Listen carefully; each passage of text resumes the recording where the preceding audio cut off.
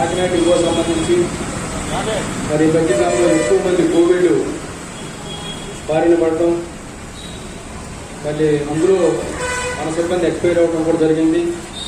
దురదృష్టం అది. ఎందుకంటే ప్రపంచం దేశం ఎలా ఉన్నా ఇవాళ ఉన్నటువంటి ప్రజలతో మమేకం అయ్యేటువంటి సంస్థ ఉంది. ఆ దీనిలో ఎక్కువగా మీ దగ్గర మరి డ్యూటీలు కానీ సైంటిస్టులు కానీ వెళ్ళే పరిస్థితులు ఎవరైతే ఇన్వాల్వ్ అవ్వడం జరిగిందో మరి దానికి సంబంధించి కోవిడ్లో ఉన్నటువంటి ఇబ్బందులన్నింటినీ మనం వచ్చేసిందిగానే బీసీఐఎండీగా దృష్టికి తీసుకెళ్ళి ఇంతవరకు రాష్ట్ర ప్రభుత్వ ఉద్యోగులు కూడా ఎవరికి అఫీషియల్గా 14లోనే జీవో ఎక్కడ ఇవ్వాలి. అఫీషియల్గా చీఫ్ మినిస్టర్ గారు పర్సనల్ సెక్రటరీ గారు జిఏడికి రాశారు ఒక లెటర్, ఇది పరిశీలించాలని రాశారు. 14 సంబంధించి ఆన్ డ్యూటీని పరిశీలించాలని రాశారు. చూడండి కావాలంటే లెటర్ మామూలు గ్రూపులో డైరీ పెట్టారు. యాక్చువల్గా కోవిడ్ పాజిటివ్ వచ్చిన వాళ్ళందరికీ కూడా 14 రోజులు ఆన్ డ్యూటీ మీద ఇవ్వాలని మొట్టమొదటిసారి సర్కార్ ఇప్పించి ఓన్లీ ఏపీఎస్ఆర్టీసీ బీసీఎండీ గారు అమలు. ప్రధానంగా ఇప్పుడు కొంచెం అంతా ఏమవుతుందో ఏంటి అనే పరిస్థితి వచ్చే కానీ ఫస్ట్ టెన్షన్ పడ్డాం. ఆ టైంలో హాస్పిటల్ బెడ్లు కూడా దొరకలేని పరిస్థితి. ఇప్పుడు కూడా ఈ జిల్లాలో అలా ఉందన్నమాట. ఈస్ట్ గోదావరి రోజుకి విపరీతమైన కేసులు వస్తున్నాయి. ఇప్పుడు కూడా 1000 తగ్గట్లు అసలు మనం వాటిలో చాలా జాగ్రత్తగా ఉండాలి. మనం ఇప్పుడు మెడికల్ అండ్ హెల్త్ డిపార్ట్మెంట్ ఉంది, హాస్పిటలే ఆలయ కాబట్టి వాళ్ళ సిబ్బందికి ఎవరికైనా వస్తే వాళ్ళ దగ్గర నుండి ట్రీట్మెంట్ చేయించుకుంటారు. పోలీస్ డిపార్ట్మెంట్ ఎవరికైనా వస్తే పోలీస్ డిపార్ట్మెంట్ పై వాళ్ళతో చెప్పి వాళ్ళు చేయించుకుంటారు. ఎవర్రా అంటే కోవిడ్తో మనం ఇన్వాల్వ్ అయ్యి మనకి ఏమి దిక్కు మొక్కు ఏమి ఉండదు. మన ఆఫీసులో ఫోన్ చేసినా కానీ మేమేం చేస్తాం ఉంటారు తప్ప ఒక్కరు సహకరించే పరిస్థితి లేదు. అదే మన ఎండీ గారు చెబితే మొట్టమొదటిసారి ఏ డిపార్ట్మెంట్కి ఇవ్వకపోయినా ఆ స్టేజ్ని బట్టి ఆర్టీసీ సిబ్బందికి వాళ్ళ ఫ్యామిలీ మెంబర్స్ ఎక్కడ ట్రీట్మెంట్ కావాలంటే అక్కడ ఇవ్వండి, సూపర్ స్పెషాలిటీ ఇవ్వండి, గవర్నమెంట్తో మాట్లాడండి. అవసరమైతే 4,000 దగ్గర నుంచి 10,000 సిలిండర్ దాకా ఒక రోజుకి వెంటిలేటర్ మీద అవసరమైనప్పుడు కూడా ఆ డబ్బులు కూడా పేమెంట్ చేయండి ఆర్టీసీ పరంగానే అని చెప్పి అన్ని హాస్పిటల్కి కూడా ఎలిజిబుల్ ఇవ్వమని చెప్పి సర్కులర్ ఇప్పించినప్పుడు కూడా చాలా కాలం రేటింగ్ కూడా ఇంప్లిమెంట్ అవ్వాలి. ఇప్పుడు కూడా ఇంక ఇబ్బందులు ఉన్నాయి అందులో. దాని మీద మళ్ళీ ఎంపీ గారు దృష్టి తీసుకెళ్తే చాలా సీరియస్గానైనా అందరు డిఎంస్కి ఆర్ఎంకి కోవిడ్ గారు వచ్చే సిబ్బందితో ప్రతిరోజు డిపో మేనేజర్ టచ్లో ఉండాలి, డివిఎం మాట్లాడాలి, ఆర్ఎం మాట్లాడాలి, ఈడీలు మాట్లాడాలి, డాక్టర్స్ మాట్లాడాలి. అసలు ఆ స్టేజ్ ఎలా ఉంది, పరిస్థితి ఎలా ఉంది, ఎంత మేరకు వస్తుంది, ఒకవేళ అవసరమైతే అక్కడి నుంచి ఇంకో వేరే హాస్పిటల్కి షిఫ్ట్ చేయాలా, ఒకవేళ మీ వల్ల కాకపోతే అటానమీ పంపించండి, మెసేజ్ పెట్టండి, మాకు మేము చూస్తాం. అటానమీ ఈడీల వల్ల కూడా కాకపోతే పర్సనల్గా నేను ట్యాగీ చేసి అవసరమైతే కలెక్టర్తో మాట్లాడి నేను హాస్పిటల్లో జాయిన్ చేసి ఏర్పాటు చేస్తానని చెప్పి వాళ్ళు చాలా పెద్ద ఉదయంతో మన ఎంపీ గారు ఎవరైతే ఉన్నారో ఆదేశాలు ఇవ్వడం కాకుండా రోజుకి మానిటరింగ్ చేస్తున్నారు. చాలా అభినందనీయం. ఆయనకైతే ప్రత్యేకంగా కృతజ్ఞతలు తెలియజేస్తున్నాము. దాదాపు దురదృష్టం 4,600 కేసులు వచ్చి ఇప్పుడు ఏపీఎస్ఆర్టీసీలో మనకి మన సిబ్బందికి 72 మందికి చనిపోయారు వాళ్ళకి. అంత ఎంత దురదృష్టం ఉంటే అంత దురదృష్టం. 72 మంది ఆత్మహత్య కాదు. మరి దీని నుంచి మనం కాపాడుకుంటానికి మనందరం కూడా చాలా పర్సనల్ ప్రికాషన్స్ తీసుకోవాలి. ఇప్పుడు చూసారా కేంద్ర ప్రభుత్వం లాక్డౌన్ ఎత్తేసాము, గవర్నమెంట్ కలిపి జాగ్రత్తలు తీసుకోవాలి తప్ప మనం చేయగలిగింది ఏమి. స్టేట్ గవర్నమెంట్ కూడా అన్నీ వదిలేస్తున్నారు. మన డ్యూటీలకి మానుకొని ఇంట్లో ఉండలేము, ఎందుకంటే జీతం మీద ఆధారపడి ఉన్నాం కాబట్టి డ్యూటీకి వెళ్తూనే మన జాగ్రత్త మనం తీసుకునే విధంగా మన ప్రికాషన్స్ చాలా జాగ్రత్తగా మనం విధులు నిర్వహించాలి. మన రోజు ఫ్రెండ్స్ అయినా కానీ మనం కొంచెం దూరము డిస్టెన్స్ మాస్క్ మెయింటైన్ చేస్తూ మనం ముందుకెళ్లే విధంగా రాజ్యాలను రక్షించే విధంగా ఇది చేయాలి. ఒకవేళ మీ లెవెల్లో కాకపోతే ఏమన్నా అలాంటి పరిస్థితులు ఏమైనా సిమ్టమ్స్ కొంచెం మన సిమ్టమ్స్ ఎవరికైనా 1000లోనే అవ్వచ్చు, ఎక్కువ ఉన్నా ఏమైనా ఇబ్బంది అయినా మీరంటూ ఎవరికైనా మెసేజ్ పెట్టినా నేను కూడా భాగస్వామ్యం పంచుకుంటాను. అందులో నేను కూడా అటానమీ పెట్టి తప్పనిసరిగా మెరుగైన ట్రీట్మెంట్ వచ్చే విధంగా ఇప్పుడు మనం అటానమీ అధికారులకి మెసేజ్ పెడితే వాళ్ళు వెంటనే రియాక్ట్ అవుతున్నారు. కన్సర్న్ ఆర్ఎంకి ఈడీలకి అవసరమైతే డాక్టర్స్తో మాట్లాడటం, అవసరమైతే కలెక్టర్తో కూడా మాట్లాడి కూడా సపోర్ట్ చేసే విధంగా ముందుకెళ్తుంది. కాబట్టి మీ డిపో సంబంధించి కూడా అలాంటి అంశాలు ఉంటే అలాంటి ఇష్యూస్ ఏమైనా వచ్చినా మీరు మీతో చేస్తూ అవసరమైతే నా సహకారం కూడా తీసుకోండి. ఎల్లవెల్ల కాకినాడ ఇంకో సిబ్బందికి ఈ కోవిడ్ దాంట్లో ఏ ఇబ్బంది వచ్చినప్పుడు కూడా అందుబాటులో ఉండాలని సందర్భంగా మీ అందరికీ తెలియజేస్తున్నాను. ప్రధానంగా చూశారు కదా, ఈ మధ్యకాలంలో యూనియన్ లేవు, మాట్లాడడం చెయ్యం రావద్దు, వాళ్ళందరూ ప్రజల్లో ఉంటారు. మనం జనాల్లోకి వెళ్ళి కోవిడ్ వచ్చి మనం ఏమైపోయినా వాళ్ళకి అనవసరమైన పరిస్థితిలో ఇప్పుడు యాజంగానే ఉంది. ఎక్కడ సమస్య వస్తే కష్టం వస్తే తీర్చాలి. ఇప్పుడు దేశంలో చూడ అందరూ కూడా మిగతా డిపార్ట్మెంట్ అందరూ అడిగిన చిన్న సమస్య వస్తే వాళ్ళందరూ యాక్టివ్ సపోర్ట్ చేస్తారు. ఇప్పుడు మన దగ్గర చూస్తే ఇంకా బానిసలాగా ఉంది మన వ్యవస్థ చూస్తే. గవర్నమెంట్ విలీనం అయ్యే సాటిస్ఫాక్షన్ పరిస్థితి కనపడాల. ఇంకా ఇన్వెస్ట్మెంట్ వేస్తున్నారు. నచ్చితేనో డ్యూటీ చేయడం, లేకపోతే డ్యూటీ వేయకపోవడం, డ్యూటీ రాలేదే స్కూల్లో ఉండడు లీవులు వేసేయడం, మళ్ళీ లీవులు తీసుకోవడం. డ్యూటీలోనేమో అసలు ఉండడానికే డబ్బులు రావడం జరిగింది. మళ్ళీ ఎక్స్ట్రా తిరగండి, లేట్ ఎవరైనా సరే బండి తిరగాల్సిందే. కిలోమీటర్లో డబ్బులు రాని ఎందుకు కిలోమీటర్లు చెప్పాలి? అదే నేను ఎంపీ గారు చెప్పడం జరిగింది. స్పష్టంగా ఎంపీ గారు అడిగిన సర్క్యులర్ ఉంది. ఏ సమస్య వచ్చినా మాట్లాడాలి, డిస్కస్ చేయండి, పరిష్కారం చేయండి, అసంతృప్తి రానియొద్దని. గవర్నమెంట్ చూడండి, కలెక్టర్ దగ్గరికి మా దగ్గరికి రాకూడదు, వాటికి సచివాలయం పెట్టి అక్కడే పరిష్కారం అవ్వాలి, సమస్య అనేది రానియొద్దు అంటుంది ప్రభుత్వం. మన ఎంపీ గారు వ్యత్యాసాలు ఉంటాయి, చేయలేదు, పారదర్శకంగా ఉండాలి, అవసరమైన కోవిడ్లో వర్కర్కి అందుబాటులో ఉండండి, అది ఏం కావాలన్నా చేయండి అలాగే. అంతేగాని ఇబ్బంది కలగనియొద్దు వర్కర్కి సంబంధించి అని చెప్పేసి మన ఎంపీ గారు స్పష్టమైన ఆదేశాలు ఇస్తున్నారు. కిందకు వచ్చేటప్పుడు వీళ్ళు అసలు సమస్య వస్తే పరిష్కారం వీళ్ళే సమస్య సృష్టిస్తున్నారు. మనకి ఒకరికి ఒక రకంగా, ఇంకోటికి ఒక రకంగా, వాళ్ళకి నచ్చిన విధంగా ఏది ఈ ఇబ్బందులు ఉన్నాయో వాటిని కూడా మనం మాట్లాడటం జరిగింది. ఇవాళ ఆర్ఆర్ఎస్ మీటింగ్లో మేము స్పష్టంగా చెప్పడం జరుగుతుంది. ఏదైతే కాకినాడ పరంగా మన కౌన్సిల్ మీటింగ్లో కూడా సమస్యలు వచ్చినాయి, ఇప్పుడు కూడా కొన్ని చెప్పున్నారు. తప్పనిసరిగా రీజనల్ మేనేజర్ గారు కూడా మొదలడం ఉండడం జరిగింది. ఒకవేళ అక్కడ పరిష్కారం కాకపోతే తప్పనిసరిగా నేను బీసీఏ ఎండీ గారి దృష్టికి తీసుకెళ్ళి ఇక్కడ సమస్యలు పరిష్కారం చేసే దిశగా మీకు సహకరిస్తాను కూడా ఈ సందర్భంగా విజ్ఞప్తి చేస్తున్నాను. ప్రధానంగా ఎక్కడెక్కడైతే 14 రోజులు దాటి కోవిడ్ ఇచ్చిన వాళ్ళకి అవసరమైతే తగ్గలేదు కొంతమందికి, ఇంకో 7 రోజులు అయినా సరే ఇవ్వండి అని ఎంపీ గారు చెప్పారు స్పష్టంగా. అసలు 14 రోజులు ఇవ్వడానికే బోల్డ్ సమస్యలు ఉందా చెప్పాడు కదా. మనం నీకు ఇది అవ్వలేదు, నాకు అది అవ్వలేదు, ప్రాబ్లం వచ్చింది, బాగోలేదు, హాస్పిటల్లో వాస్తవం, ఇంట్లో ఇచ్చేస్తారు, వీళ్ళు ఏమైనా సొంతయి అడిగింది మస్టడింది, దానికి అంత ఇబ్బంది పెట్టాల్సింది ఏమైనా ఉంది. ఎవరైతే 14 రోజులు మించి ఇంకేమైనా కోవిడ్ వచ్చిన వాళ్ళు ఎక్స్ట్రా ఉన్నవాళ్ళు ఉంటే ఇండివిజువల్ అప్లికేషన్ అది డిపో మేనేజర్ పెట్టండి, ఆ కాపీ డిపో సెక్రటరీ కూడా ఇవ్వండి. డిపో సెక్రటరీ అందరి పేరు రాసి ఒక లెటర్ మీరు అలా ఎక్స్ట్రాస్ ఎవరైనా ఉంటే అవి కూడా మనం మాట్లాడుతాం హెడ్ ఆఫీస్ లెవెల్లో. ఎండీ గారితో కూడా మనం చెప్పొచ్చాం, వాటికి సంబంధించి ఇంకా ఉండే సార్ అడ్మిట్ క్లీన్ చేయాలని. లాక్డౌన్ పీరియడ్లో కూడా బస్సులు ఎక్కడ తిరగకుండా అసలు ఎక్కడ రాని పీరియడ్లో కూడా కొంతమందికి లీవులు చేయడం మన నోటీసులో ఉన్నది. వాటిని కూడా మనం మాట్లాడాను, ఎండీ గారితో మాట్లాడి మినిస్టర్ గారితో కూడా మాట్లాడాను. మరి అది కూడా ఆశాభావం ఉంటే తప్పనిసరిగా అది కూడా పరిష్కారం ఆశాభావం. లాక్డౌన్ పీరియడ్లో లీవులు వేసి ఏవైతే ఉన్నాయో సాధ్యమైనంత వాటిని కూడా పరిష్కారం చేసే దిశగా అది మీ లెవెల్లో కాదు, జిల్లా లెవెల్లో కూడా అవుతుంది, రాష్ట్ర లెవెల్లో నేను చొరవ తీసుకుంటాను కూడా ఈ సందర్భంగా విజ్ఞప్తి చేస్తాను. ఎందుకంటే మొత్తం మన ఇయర్స్ అన్నీ ఇక్కడ అయిపోయేటట్టు ఉన్నాయి. ఈ లాక్డౌన్కి మన ఇయర్స్ అయిపోతే రిటైర్మెంట్ ఏం చేస్తాం చెప్పండి, ఈ రకమైన పరిస్థితి ఉండదు. కాబట్టి సాధ్యమైనంత ఇయర్స్ కొంచెం బ్రేక్ చేయడం చూద్దాం, దాని మీద కూడా ఇబ్బంది లేకుండా చేద్దాం. ప్రధానంగా ఈ ఎస్ఆర్పిఎస్ ఎస్పీటీ మన వాళ్ళందరూ అడిగేదంటే డబ్బులు ఇస్తారనయా, ఎప్పుడు ఇస్తారనయా, ఎప్పుడు కట్టుకోవాలని మళ్ళీ ఉన్నారు. మనం చెప్తేనో ఎస్ఆర్పిఎస్ ఎస్పీటీ ఉంటే బాగుంటుందని. ఇప్పుడు ఎస్పీటీ ఉంది, మొత్తం రికవరీ అంతా మందే, మన డబ్బులే మొత్తం రికవరీ. మేనేజ్మెంట్ రూపాయి లేదు, గవర్నమెంట్ రూపాయి లేదు, వాళ్ళు పెట్టాల్సిన పని లేదు, తీసే పని కూడా లేదు.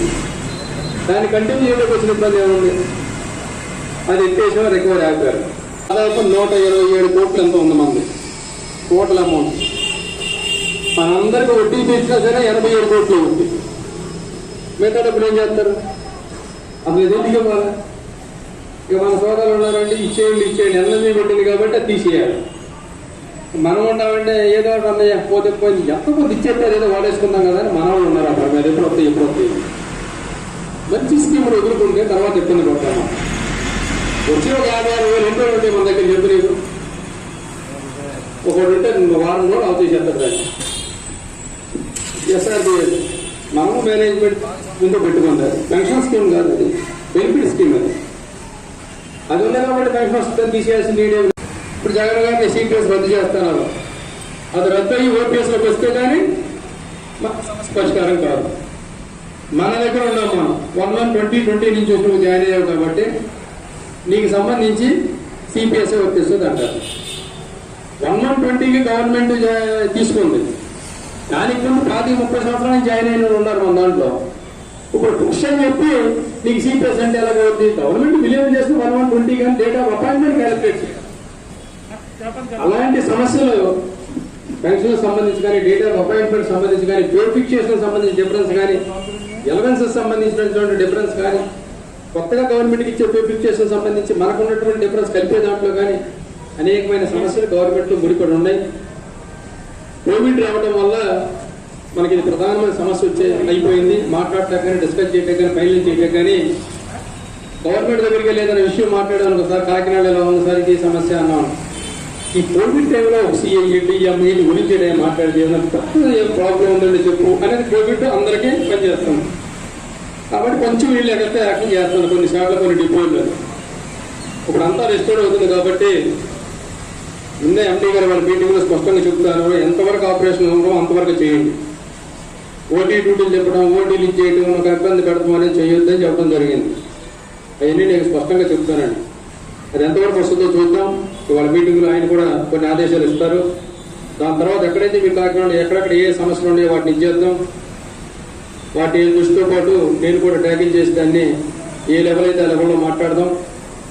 ప్రధానంగా యూనియన్ లేవు అనే దానికి వాళ్ళకన్నా ఎక్కువ మనం ప్రచారంలో ఉన్నాం. వాళ్ళు ఏదో చిన్న మెసేజ్ పెడతారు, బోర్డులు తీసేయండి, మాట్లాడటట్లేదు, యూనియన్లు అయిపోయి గవర్నమెంట్ వాళ్ళు ఉద్యోగం చేయటట్లేదు, ధర్నా చేయటట్లేదు అంటారు. ఇక మనవాడు అంటాడు, కేసులో ఉద్యోగం చేయొచ్చా, ధర్నా చేయొచ్చా, లెటర్ ఇవ్వచ్చా అంటాడు. నీ పక్కన ఏపీ ఎన్జిఓ ధర్నా చేయట్లేదా? చేశారా? ఎవరు అసలు నువ్వంట్లో దాంట్లేదు. ఏపీ ఎన్జిఓస్ కలెక్టర్ ఆఫీస్ దగ్గర ధర్నా చేశారు, ఎంఆర్ఓ దగ్గర టెంట్లు వేశారు, అన్ని సార్లు ఇచ్చేసారు. టీజీఏ గురించి, జాబ్ సెక్యూరిటీ గురించి, మిగతా గురించి. సిపిఎస్ గురించి పెద్ద పెద్ద ర్యాలీ చేయలే. ఈ మధ్య కాలంలో ర్యాలీ చేయలే.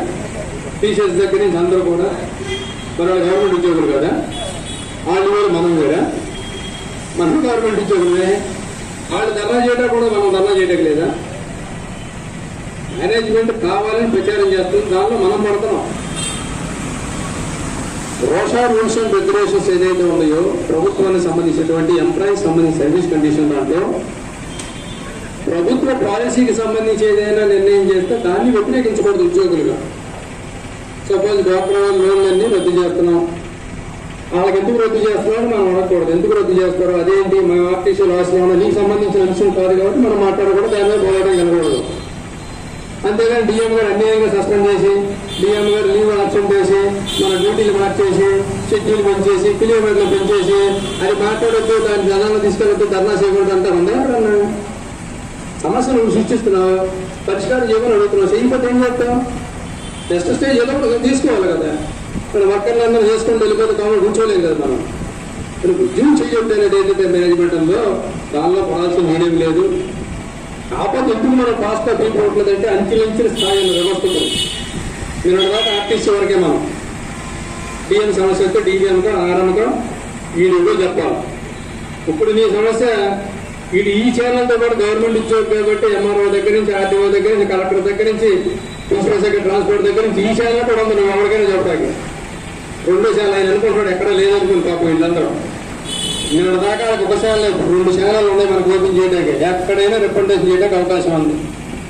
కలెక్టర్ దగ్గరికి వెళ్ళి ఆయనగా లీవ్ వేశాడు, సార్ నాకే మస్ట్ ఇచ్చాడు, ఇది న్యాయమా అని అడిగితే న్యాయం అని చెప్పాడు. ఏ కలెక్టర్ గారు అయినా ఎక్కడైనా వస్తుందా? అది మనం ఇంకా ఎప్పుడూ స్టార్ట్ చేయలేదు కాబట్టి ఎక్కడ యాక్షన్ చేస్తున్నాం.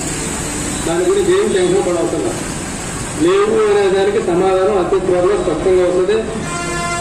నిన్న కూడా ఎంపీ గారు చెప్పాం, కొన్ని ఎవిడెన్సెస్ కూడా ఇచ్చాం. ఎక్కడెక్కడ ఏ రకంగా చేస్తారో కొంతమంది అధికారుల తాలూకా ఘర్షణ ఎలా ఉంది, లాక్డౌన్ ఇప్పుడు ఎలాంటి పనిష్మెంట్లు కూడా ఇచ్చారనేది కూడా కొన్ని ఎవిడెన్స్ కూడా ఇచ్చాం. దాని మీద తప్పనిసరిగా ఆయన కూడా గైడ్ చేస్తారని చెప్తున్నారు. ఏం చెప్పారంటే ప్రధానంగా ఇప్పుడు యూనియన్ అసోసియేషన్ 2 ఉన్నాయి. ఇక్కడ దాకా నేషనల్ మజ్దూర్ యూనియన్ ఉంది 3108. అది ఉండగా మాట్లాడినంటే టెన్షన్ పడిపోయారు మన వాళ్ళందరూ. సో ఓసా రూల్స్ అండ్ రెగ్యులేషన్స్ లోనే యూనియన్ బై అసోసియేషన్ ఏదైనా ఉండొచ్చు అని అందులో ఉంది. అది ఇవాళ నువ్వు నేను పెట్టింది కాదు, 50 సంవత్సరాల క్రితం తయారైన జీవోది. అందులో స్పష్టంగా ఏముందంటే ఒక డిపార్ట్మెంట్కి సంబంధించి ఉన్న స్ట్రెంగ్త్లో 25% మెంబర్షిప్ ఎవరికైతే ఉంటుందో వాళ్ళు గుర్తింపు యూనియన్గా గ్రీవెన్సెస్ అన్ని పరిష్కారం చేయడానికి అవకాశం ఉంది అని కూడా స్పష్టంగా ఉంది. అంటే ఇప్పుడున్న దాంట్లో 25% మెంబర్షిప్ టోటల్ స్ట్రెంగ్త్లో ఎవరికి ఉందరా అంటే హైయెస్ట్ మెంబర్షిప్ నెంబర్ 1 రికగ్నేషన్ వచ్చే ఏకైక trade union national Mazdoor union మాత్రమే ఫస్ట్ రికగ్నేషన్ వస్తుంది. స్పష్టంగా అందులో ఉన్న రూల్లో అది గవర్నమెంట్ ఇంప్లిమెంట్ చేస్తే మనకే వస్తుంది రికగ్నేషన్. ఇప్పుడు మన టెన్షన్ అంతా భరించలేక ఆర్టీసీ మొత్తం విలీనం అయితే సమస్య ఉండేది కదా. మనకు వర్కర్లు అమ్మ ప్రభుత్వంలోకి వెళ్ళాం, ఆర్టీసీలాగా ఉండేది. ఆర్టీసీ సంబంధించి కిలోమీటర్లు పెరిగినా, టైం పెరిగినా, డ్యూటీ అవర్స్ పెరిగినా, గ్యారేజ్లో సంబంధించిన అవర్స్ కానీ గ్యారేజ్ ఇన్సిడెంట్ జరిగితే కానీ ఇది ఎంపీడబ్ల్యూ యొక్క ఫ్యాక్టరీ యొక్క ఇప్పిస్తుంది. మనం పనిచేసేది అందరూ పనిచేస్తాం మోటార్ ట్రాన్స్పోర్ట్ దాంట్లో. మనం గుర్తించాల్సిన మోటార్ ట్రాన్స్పోర్ట్ యాక్ట్ పార్లమెంట్లో వచ్చిన చట్టం అది. మన గవర్నమెంట్లో కలిసాను కాబట్టి మీ గవర్నమెంట్ రూల్స్ ఎక్కిస్తాయి అంటారు. పనిష్మెంట్ ఇచ్చేటప్పుడు మాత్రం ఆర్టీసీ సర్వీస్ రెగ్యులేషన్స్ ఉంటాయి, నీకు పనిష్మెంట్కి ఇదే అంటాడు. చార్జ్ షీట్ ఇస్తాను, అలాగే మెమోలు ఇస్తాను, సస్పెండ్ చేస్తా, రిమూవ్ చేస్తా అంటాడు. గవర్నమెంట్లో మెమో ఇస్తాడు. ఎప్పటికైనా ఒక్కడికి మెమో ఇస్తే ఆ రోజంతా పండుగను ఉద్యమం ధర్నా అంటాడు. మన కూర్చుంటే మెమో ఇస్తారు, నిలబడితే మెమో ఇస్తారు. రెగ్యులేషన్ ఇదే కానీ ప్రభుత్వ ఉద్యోగం, ధర్నా చేయడానికి వీల్లేదు, గవర్నమెంట్ ఉద్యోగం. విచిత్రమైన సిచ్యువేషన్ మనకి. దీని మీద మనం కూడా పెద్ద లీగల్ ఎక్స్పర్ట్ని సంప్రదించి మన యూనియన్ అనేదాన్ని యాజిటీస్గా కంటిన్యూ చేస్తూ 3108 యాజిటీస్గా ఉండాలి. ఈ ఫ్యాక్టరీ యాక్ట్ ఈ ఆర్టీసీలో పనిచేసినంత వరకు ఆ చట్టం మన వర్కర్లకు ఒప్పించే విధంగా యూనియన్ కంటిన్యూ చేస్తూ గవర్నమెంట్ సర్వీస్ రూల్స్ ఏవైతే వాటిని మనం అమలు చేసుకునేటువంటి పరిస్థితికి అసోసియేషన్ అవసరం అని చెప్పి వాళ్ళ భారతదేశంలో కానీ రాష్ట్రంలో ఎక్కడైనా సరే ఏపీఎస్ఆర్టీసీ అంటే ఎన్ఎంయూ అనే బ్రాండ్ ఇమేజ్ ఏదైతే ఉందో మళ్ళీ అసోసియేషన్ కూడా ఎన్ఎంయూగా ఫార్మేషన్ చేసినటువంటి చరిత్ర మీ అందరిది. ఆ బ్రాండ్ ఇమేజ్ ఎక్కడా పోలేదు మనకి. గవర్నమెంట్ రూల్స్ ఒప్పించాలంటే అసోసియేషన్ లెటర్ రాసిస్తాం. చట్టాలు అతిక్రమించి ఏమైనా డ్యూటీ రూట్లో అవి మారుతున్నారంటే యూనియన్ లెటర్ మీద రాసిస్తాం. ఇది కాదు, ఇది అవునంటే వాళ్ళకేమీ లేదు. మిగతా యూనియన్ లాగా మనం రద్దు చేసేసాం, అందులో కలిపేసామని ఎక్కడైతే లేదు. మనం యాజిటీస్ టైం మనకు 2 యాజిటీస్ ఉంటే 2 లెటరేట్లు కంటిన్యూ అవుతాయి. మన సోదరులు ఎందుకంటే కాకినాడ బాగా డెవలప్డ్ మంచి తెలివి కలిగి రాజకీయ ఇది ఉంది కాబట్టి నాకన్నా ఎక్కువ ఆలోచిస్తూ ఉంటారు ఇక్కడ. మనోటేంటి ఉడత కలగలేదు, ఆడితో కలిసి వీడితో కలిసి వీడి మనోడు ఏంటి ఇటే ఉంటుందంటే అటు వెళ్తారట ఇటు వెళ్తారట. మీ లెవెల్లో మీరు ఆలోచించాలి కానీ అంత లెవెల్లో ఆలోచించాల్సిన అవసరం ఉందా? రాష్ట్రంలో ఏ అసోసియేషన్ స్ట్రెంత్ ఏంటి, ఎవరితో గవర్నమెంట్ రిలేషన్ ఉంది, ఏం జరిగితే మంచి జరుగుతుంది, ఎలా అయితే ఉపయోగపడితే అవకాశం ఎవరికి ఉంటుంది? ఓవర్ బాబు ఉంటుంది, నాకు ఉంటుంది. ఓవర్ బాబు కాకినాడ వారు చెప్పగలుగుతాడు, లేదా ఈస్ట్ గోదావరి చెప్పగలుగుతాడు. రాష్ట్రంలో ఏం కావాలి, ఎలా ఉంటే బాగుంటుంది అనేది అవగాహన నాకు ఉంటుంది. ఇప్పుడు అందరూ నన్ను అడిగినండి, టోటల్ అందరూ నువ్వు రాన్న, నువ్వు ఉంటే బాగుంటుంది, నువ్వు మాలెక్కడు అని. నేను అందరికంటే బ్రహ్మాండంగా నాకు ఏదో బ్రహ్మాండంగా పోస్ట్ ఇస్తారు. నాకు బాగా ఉంటుంది. 107 సంఘాల్లో 108 సంఘాలు అవుతాయి అందులో నేను. అంతేనా? తెలుసా? గవర్నమెంట్లో 107 సంఘాలు ఉన్నాయని తెలుసా? మీరు ఎవరో ఉన్నా ప్రతి డిపార్ట్మెంట్కి ప్రతి దీనికి ఒక సంఘం అన్నమాట. అందులో పాటు ఏపీ మనం అక్కడ అవుతాం. ఆ డిమాండ్లో నాలుగు డిమాండ్ అవుతుంది. అదే నేను ఇండివిజువల్ ఉంటే ఎవరి దగ్గరికి వెళ్ళా నా demand RTC worker demand first demand నాదే ఉంటుంది. నా డిమాండ్ ఏం మాట్లాడాలి, అవన్నీ మాట్లాడిన తర్వాత నేను నా దగ్గరికి వస్తాను పెట్టుకోను. నా డిమాండ్ నేను నెంబర్ 1. అది ఉపయోగం ఉపయోగం నా వ్యక్తిగత ప్రెస్టేజ్ ఉపయోగం, నాకు పదవి అవసరమా, వర్కర్ సంక్షేమం అవసరమా? ప్రభుత్వం ఒక అసోసియేషన్తో ఒక రకంగా డీలింగ్ ఉంటుంది, ఒక ప్రభుత్వం ఒక రకంగా ఉంటుంది. మనం ఏ పార్టీకి ఎఫిలియేషన్ అసోసియేషన్ కాదు, యూనియన్ కాదు. ఎన్ని గవర్నమెంట్ వచ్చా అన్ని గవర్నమెంట్ వర్కర్ సమస్య గురించి మనం వెళ్తాం తప్ప, మనకు కావాల్సిన మనం అడుగుతాం తప్ప రాజకీయ లబ్ధిగానే చూడకుండా ఏమీ ఉండదు. ఇందులో ఎవరైనా మిమ్మల్ని ఏ పార్టీకి ఓటేమని ఏం చెప్పాను? ఎప్పుడైనా నువ్వు ఆడికి వెళ్ళి వీడికి వెళ్ళొద్దని చెప్పామా? ఇండివిజువల్ అనేవి ఎవరితో వేసుకున్నా కానీ అవసరం. ఏ పార్టీ వచ్చినప్పటికీ మనకు సంబంధించిన సమస్య పరిష్కారంలో మాత్రం మనం కీలకంగా ఉంటాం. అందులో ఎవరు మనకు మంచి చేస్తానికి వేస్తాం మన ఓటు. ఎవరికి మనకు మంచి చేశారనుకుంటే వర్తలకు నిర్ణయించుకుంటారు. కానీ ఆ ఇన్ఫర్మేషన్ మనకు అవసరం. ఇప్పుడు జగన్గా గవర్నమెంట్ వచ్చి మనం కలిసిన రోజు మనం సార్లు గవర్నమెంట్గల్లా మరి పార్టీ యూనియన్ అంటారు. వాళ్ళు ఏమన్నా ఒక్క సమస్య ఈ టెన్నింటిలో వచ్చినప్పుడు కోవిడ్ వచ్చిన ఒక్క విషయం మీద గవర్నమెంట్ చేసేయచ్చు కదా. ఇక్కడ ఉన్నారు కదా కాకినాడ చాలా మంది, రాజమండ్రి ఉన్నారు కదా, మరి వీళ్ళందరూ చేయొచ్చు కదా. గవర్నమెంట్ చేతులు ఉంది కదా, టక్క పెట్టవచ్చు కదా. జీవో ఏంటి ఇక్కడ ఉంటున్నారు అడగలు కూడా పార్టీ యూనియన్ అక్కడికి అడగలిగి దయచేసి అడగలుగుతుంది. అడగలిగింది ఓన్లీ కార్మికుల గురించి పెట్టిన యూనియన్ కానీ అసోసియేషన్ కానీ ఆమె కొంతమంది స్వార్థం గురించి ఆ నిమిషానికి ఏ పార్టీ ఉంటే ఆ పార్టీ యూనియన్లు పెడతారు, అందులోకి వెళ్తూ ఉంటారు. అందులో మనం పడకూడదు. మన వర్కర్ సంక్షేమం గురించి ఏం చేయాలి, ఎంతమంది చేయాలి, ఏమైనా వెళ్తే బాగుంటుంది, ఏమైనా చేస్తే బాగుంటుంది ఆలోచించి మన సమస్య పరిష్కారం చేసుకున్న దాంట్లో వెళ్ళాలని ఇలాంటి ఇండివిజువల్ యాక్టివ్ దూరం మనం చేయొద్దు.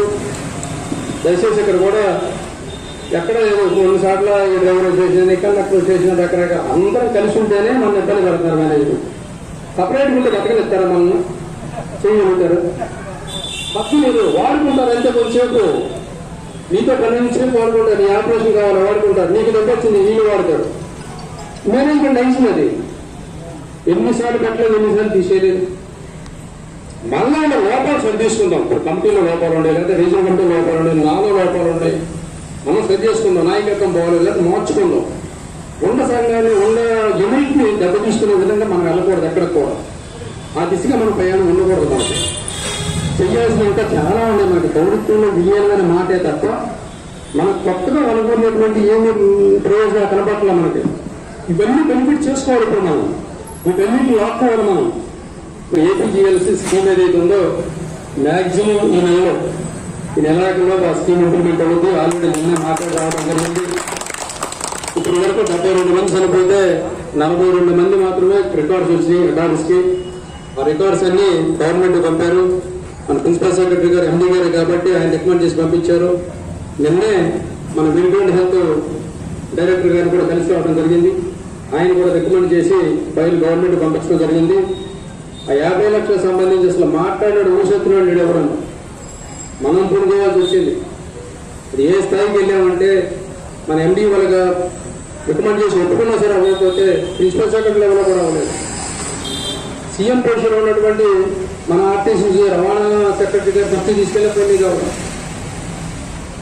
మళ్ళీ చీఫ్ మినిస్టర్ గారు చెబితే ఎవరు చెప్తే చీఫ్ మినిస్టర్ గారు అంటారంటే వాళ్ళ వైజాగ్లో కలెక్టర్ చేశాడు ఆయన. అప్పుడు కొంచెం టచ్ ఉంది మనకి.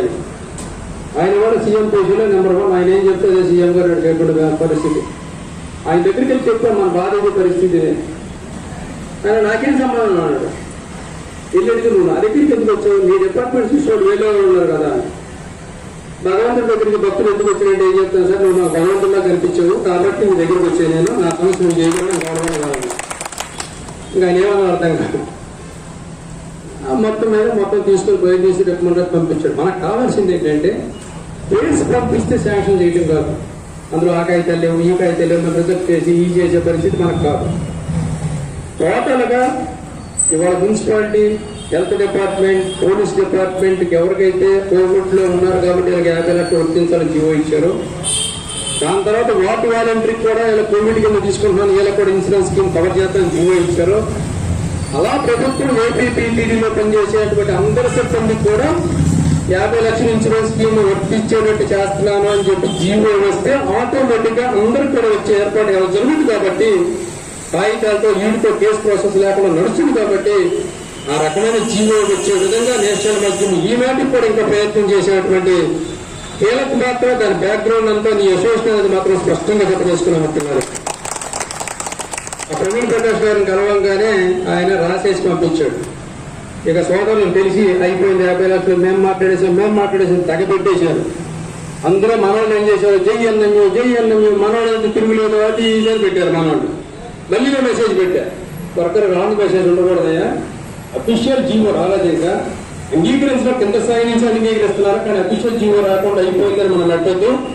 కాబట్టి దానికి ఇంకా ప్రయత్నాలు జరుగుతాయి కాబట్టి గమనించండి అని మళ్ళీ మెసేజ్ పెట్టాను. నేను అసలు చేసినాడు, మనం ప్రాసెస్ చేసినాడు. నేను తిరిగి అయిపోయిందని భ్రమణకు మిమ్మల్ని పంపిస్తే బాగుండదని చెప్పి మోసం చేయకూడదు, అబద్ధం చేయకూడదని ఇక నడుస్తుందని మళ్ళీ మెసేజ్ పెట్టి అంత పారదర్శకంగా పనిచేసేటువంటి వ్యవస్థలో ఒక్క మన విశేషం మాత్రమే నడుస్తుందని మాత్రం మేము అందరూ స్పష్టంగా చెప్పగలుగుతున్నాను. దయచేసి ఆ దిశలో ఇంకా యునైట్ గా ముందుకెళ్ళండి. మన సమస్య పరిష్కారం చేసుకుంటాం. మనకేం క్రియేటర్గా ఏంటంటే ఏం వద్దు, మనకి గవర్నమెంట్ లో మనకేం పదవులు వద్దు, ఈ వద్దు. బ్రహ్మాండంగా మనం మెజారిటీ రికగ్నేషన్ ఉన్నప్పుడే బోర్డు డైరెక్టర్ పదవి కూడా తీసుకోవాలి. మనకు కావాల్సిన వర్కర్ సమస్య కావాలి, వర్కర్ ఇది కావాలని ఉన్నాం తప్ప. ఆర్టీసీలో మీ అందరూ తెలుసు, చాలా సీనియర్ మోస్ట్లు ఉన్నారు ఇక్కడ అందరూ. నేను 30 సంవత్సరాలు చేశాను. ఎప్పుడు ఉద్యోగ పెన్షన్ కూడా వచ్చేవాళ్ళం. ఎన్ని ఎలక్షన్స్ వచ్చేవాడో డిమాండ్ పెట్టడం అవ్వటం, ఇవి 2 ఇప్పించాం 3 ఇప్పించాం, క్యాష్ 2 రూపాయలు తక్కువైతే చెయ్యం, ఇలా వచ్చేది తప్ప నేను గర్వంగా చెప్పదలుచుకున్నా. నేను కూడా ఊహించరా. ఇప్పుడు ఎవిడెన్స్ తీసి రాష్ట్రం అంతా తీసి గవర్నమెంట్ కన్వే చేసి, ప్రిన్సిపల్ సెక్రటరీ కన్వే చేసి, మన మేనేజ్మెంట్ కన్వే చేసి, ఆర్టీసీలో 1/18 కానీ 1/19 కానీ ఉద్యోగులు కాళ్ళు ఎగరేసుకుని డ్యూటీకి వెళ్తాకి ఇంకా ఇలాంటి అధికారులు ఉన్నప్పుడు కూడా వచ్చింది సర్కులర్ అంటే సేఫ్గా ఉన్నామంటే దానికి మొత్తం కారణం అంతా మనం ఇది చూడండి. సర్కులర్ వాడుకుంటే బ్రహ్మాండం ఉపయోగం ఉంటుంది. ఒక్కరిని ఎడ్యుకేట్ చేయాలి మనం, ఏ సర్కులర్ ఎలా వాడుకోవాలని తెలియపరచాలి. మనం నాయకత్వం ఆ రకంగా రిప్రజెంటేషన్ చేసే పరిస్థితికి వెళ్ళాలి. అప్పుడు మనం చేసిన దానికి ఉపయోగం ఉంటుంది. మనం అన్నీ చేస్తాం కానీ చెప్పుకోం. మనం ఏం చెప్పుకుంటామంటే మన మీద వ్యతిరేకం చెప్పుకుంటాం. పాయింట్ల దగ్గర, డ్యూటీల దగ్గర, దాని దగ్గర, ఆడలాగరా ఈడేలాగరా మనం కించపరుచుకుంటాం, మాట్లాడుకుంటాం తప్ప మనం చేసిన మంచిని చెప్పుకునే పరిస్థితి ఏదైతే మనం చేసుకోలేకపోతున్నాం. దయచేసి దాన్ని చేయండి. మనం యునైట్గా ఉండటం వల్ల ఇంకా 10 సమస్యలు మనం పరిష్కారం చేసుకుంటే అవకాశం ఉంటుంది. కాకినాడ డిపో అంటే మంచి యూనిట్ కలిగిన డిపో, మంచి ఐక్యత కలిగిన డిపో. ఈ మధ్య కష్టాలు కూడా అన్ని మీకే ఎక్కువ ఉన్నాయి అందరికన్నా. ప్రతి దానికి బెదిరించే పరిస్థితి నడుస్తుంది. వాటికి కోవిడ్ ఎఫెక్ట్ కూడా కొద్దిగా తప్పించుకున్నారు వీళ్ళు. ఇప్పుడు అయ్యే సాగం ఇంకా కంపల్సరీ మైండ్ పెడదాం మనం కూడా. ఇప్పుడున్న గవర్నమెంట్ మినిస్టర్ గారు సమస్యగా నన్ను నోటీస్కి వస్తే ఒప్పుకోలేదు. పారదర్శకంగా ఉండాలి, ఇబ్బంది పడకూడదని మైండ్. మన ఎండీ గారు సేమ్ అదే మైండ్. చేయగలిగి దాన్ని చేయి, ఎందుకంటే నాకు ఇబ్బంది పెట్టుకో, ఆన్ చేయి కాడికి అని మాట్లాడుతున్నటువంటి అధికారులు ఉన్నారు. కాబట్టి మీ దగ్గర ఏమైనా సమస్య ఉంటే ఫోన్ ఎత్తడం కొద్దిగా ఇబ్బంది, కానీ మాకు ఉంటే మెసేజ్ పెట్టండి. మీరు కూడా ఇంక్లూడ్ కోవిడ్ ఎవరికైనా ఎఫెక్ట్ అయ్యి ఎక్కువ అయ్యి ఏమైనా ఇబ్బంది పడుతున్నా డైరెక్ట్ మెసేజ్ పెట్టినా పర్లేదు, మీ ఓడితో పాటు నాకు కూడా పెట్టండి. నా శాయశక్తులు ఎంత అవకాశం ఉంటే అంత నేను సహకారం చేసే పరిస్థితి చేద్దాం. ఈ మధ్యకాలంలో అనేక మందికి మనం యూనియన్ ఏ యూనియన్ అయితే చూడకుండా ఎవరు ఇబ్బందులు ఉంటే మన నోటీస్కి వచ్చిన వల్ల మనం మ్యాక్సిమం వాళ్ళకి ఎంతవరకు చేయాలో అంతవరకు మనం చేయడం జరిగింది. ఇది మన బాధ్యత. ఇది మన మీద ఎగస్తా చేసింది కాదు, మన బాధ్యత. మన వర్క్ని సేవ్ చేసుకుంటాం మన బాధ్యత, మన కుటుంబాన్ని సేవ్ చేసుకుంటాం మన బాధ్యత. ఆ దిశలో మీరు అందరూ కూడా ఉండాలని మీ అందరికీ పేరు ఉద్యోగం చేస్తూ అధైర్యపడద్దు. యూనియన్ లేవు ఏదో అయిపోయిందని అధైర్యపడద్దు. మళ్ళీ అన్నీ యాక్టివ్లోకి వస్తాయి, మళ్ళీ పాత పొజిషన్కి వస్తాయి. మన హక్కులు మనం కాపాడుకుంటాక ఫుల్ స్ట్రెంగ్తన్ చేసేటువంటి విధంగా వాళ్ళ ఉద్యోగుల సర్వీస్ కండిషన్స్ కూడా ఉన్నాయి అనేది మాత్రం మీరు గమనంలో పెట్టుకోండి. ఏ ప్రభుత్వం నుంచి ఎప్పుడు రికగ్నేషన్ వచ్చినా ఈ రాష్ట్రంలో అందరికన్నా పెద్ద యూనియన్, అత్యధిక మెంబర్షిప్ కలిగినటువంటి యూనియన్ మీ యూనియన్ మాత్రమే అనేది మాత్రం స్పష్టంగా చెప్పేస్తున్నాను. ఆ దిశగా మీరందరూ కూడా మరింత ఐక్యంగా, మరింత మెరుగ్గా ముందుకెళ్ళే విధంగా ఉండాలని, ఆ రకంగా ప్రతి సమస్యను ట్యాకిల్ చేసి మనం ఐక్యంగా ముందుకెళ్ళాలని పేరుపోయిన మీ అందరూ విజ్ఞప్తి చేస్తూ, మీరు ఎవరో అంతా భావించకుండా ఇంత టైం కూడా మీరు వెచ్చించినందుకు మరి ముందే ఈ అసోసియేషన్ పట్ల మీ యొక్క అంకితభావంకి మీ వంతు సహకారం అందించినందుకు మీ అందరికీ పేరుపోయిన ప్రధాన కార్యదర్శిగా మరొకసారి అభినందన తెలియజేస్తూ